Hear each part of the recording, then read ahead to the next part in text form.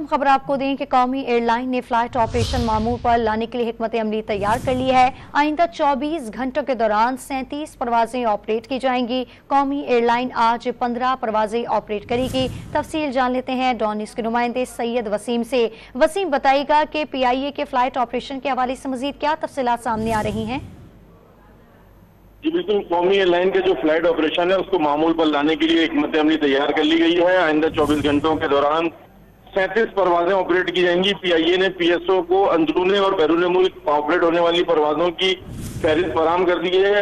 आज PIA की 15 परवाजें operate होंगी, जिसमें इस्लामाबाद से पेशावर, इस्लामाबाद से स्कर्दू, इस्लामाबाद की गिलगित के लिए 2 परवाजें, लाहौर से कुआलालंपुर, लाहौर से मदीना समेत दीगर शहरों में भी जो है वो परवाजें जाएंगी। कौमी एयरलाइन ने पीर 29 अक्टूबर के लिए भी परवाजों को ईंधन की फराहमी से मुताल्लिक जो है वो फहरिस्त PSO को फराहम कर दी है, जिसमें अंदरून और बैरून मुल्क परवाजों की जो तफसीलात हैं वो 22 परवाजें हैं जो ऑपरेट की जाएंगी पीर के रोज।